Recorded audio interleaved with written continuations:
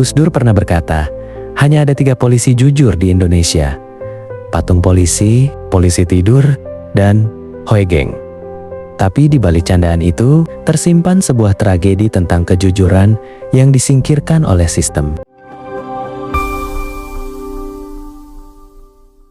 Di negeri di mana jabatan seringkali dianggap sebagai lahan basah, pernah ada satu orang yang justru merasa kering adalah sebuah kehormatan. Namanya melegenda, bukan karena kekayaannya, tapi karena kemiskinannya. Bukan karena kekuasaannya, tapi karena keteguhannya menolak suap.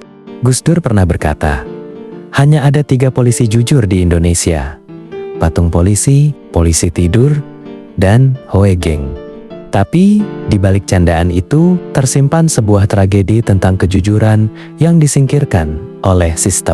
Hari ini, kita akan membedah perjalanan hidup Jenderal Hoe Geng Iman Santoso. Dari kisah dia mengeluarkan semua barang mewah dari rumahnya, hingga saat dia harus berjualan bunga, demi menyambung hidup setelah dipensiunkan paksa oleh penguasa. Mengapa orang sabar bahaya?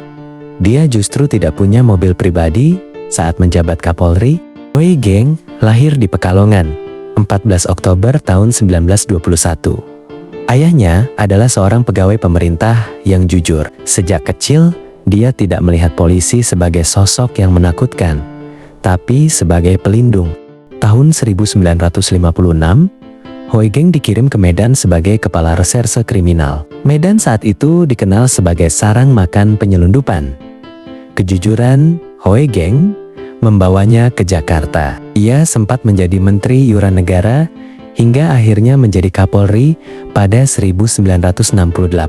Inilah awal dari akhir karirnya. Kasus Sum Kuning, seorang penjual telur yang diperkosa oleh anak-anak pejabat dan orang berkuasa. Kita memasuki tahun ke-1970 di Yogyakarta. Sebuah kota yang dikenal dengan ketenangannya, meledak sebuah kasus yang akan mengguncang stabilitas politik nasional dan menjadi ujian terakhir bagi integritas seorang Hoe Geng Iman Santoso. Kasus ini dikenal dengan nama Sum Kuning. Sumari Jem, seorang gadis penjual telur yang masih sangat muda, diculik oleh sekelompok pemuda bermobil mewah. Ia diperkosa secara bergilir, dianiaya, dan dibuang di pinggir jalan. Namun, bukannya mendapatkan perlindungan, Sumari Jem justru dikriminalisasi. Ia dituduh membuat laporan palsu dan dituding sebagai anggota Gerakan Wanita Indonesia Gerwani. Hoe Geng, yang saat itu menjabat sebagai Kapolri, duduk di kantornya dengan gelisah. Ia membaca laporan dari Yogyakarta. Ada sesuatu yang tidak beres. Mengapa seorang korban pemerkosaan justru dijadikan tersangka? Mengapa proses hukumnya tampak begitu dipaksakan untuk membungkam korban? Naluri reserse Hoe Geng bicara. Ia tahu, di belakang para pemuda bermobil itu, ada nama-nama besar, ada anak pejabat, ada anak tokoh kuat di Yogyakarta. Disinilah Hoe Geng menunjukkan bahwa baginya, hukum tidak boleh tajam ke bawah dan tumpul ke atas. Ia membentuk tim khusus yang ia beri nama Seksi Khusus. Namun, langkah Hoe Geng ini seperti menyulut api di dalam tangki bensin. Tekanan mulai berdatangan, bukan dari luar, tapi dari dalam sistem pemerintahan sendiri. Hoe Geng mulai dipanggil oleh pihak istana. Ia diminta untuk tidak meributkan kasus ini demi menjaga nama baik pejabat-pejabat tertentu. Disinilah kita melihat perbedaan antara seorang pejabat dan seorang negarawan. Hoe Geng tidak mundur, ia justru semakin keras. Ia menginstruksikan agar Sumari Jem dilindungi. Namun, kekuasaan yang lebih besar mulai bergerak. Kasus Sum Kuning kemudian diambil alih oleh tim pemeriksa pusat Kopkamtib. Secara teknis, Hoe Geng diputus aksesnya terhadap kasus tersebut. Tak lama setelah kasus Sum Kuning dan keberanian, Hoe Geng membongkar kasus penyelundupan mobil mewah yang melibatkan Robi Jahjadi. Sebuah surat mendarat di mejanya. Surat itu bukan surat penghargaan, melainkan surat pemberhentian. Presiden Soeharto memberhentikan Hoe Geng sebagai Kapolri pada tanggal 2 Oktober tahun 1971.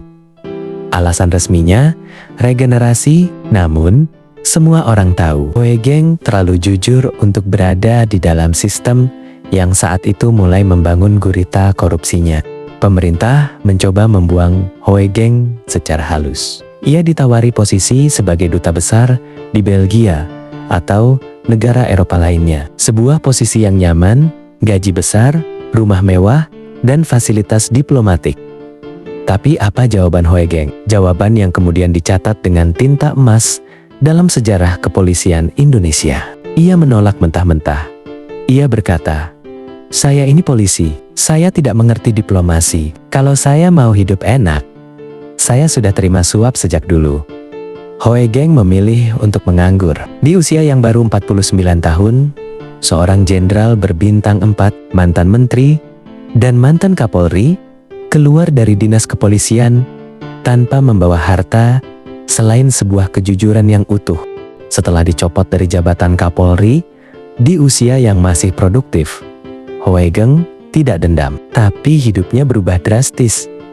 Tahukah kalian apa yang dilakukan seorang mantan Kapolri untuk menyambung hidup? Ia tidak duduk di kursi komisaris perusahaan besar. Ia tidak menjadi konsultan keamanan bagi para konglomerat. Hoegeng kembali ke hobinya, melukis. Lukisan-lukisannya ia jual untuk menutupi kebutuhan sehari-hari. Ia juga aktif dalam grup musik keroncong The Hawaiian Seniors di TVRI. Namun, bahkan di sana pun suaranya dibungkam karena ia tergabung dalam kelompok petisi 50 yang kritis terhadap pemerintahan Orde Baru. Penampilannya di televisi dilarang. Hoegeng Iman Santoso bukan sekadar nama dalam buku sejarah. Ia adalah sebuah ide bahwa kekuasaan tidak harus korup, ide bahwa kejujuran, meski menyakitkan dan membuatmu miskin secara materi, akan membuatmu kaya secara harga diri. Saat ia meninggal pada 14 Juli tahun 2004, ribuan orang mengantarkannya ke pemakaman. Bukan karena mereka takut pada jabatannya, tapi karena mereka hormat pada manusia di balik seragam itu. Jika hari ini kita melihat polisi yang berani menolak suap, kita melihat Hoegeng.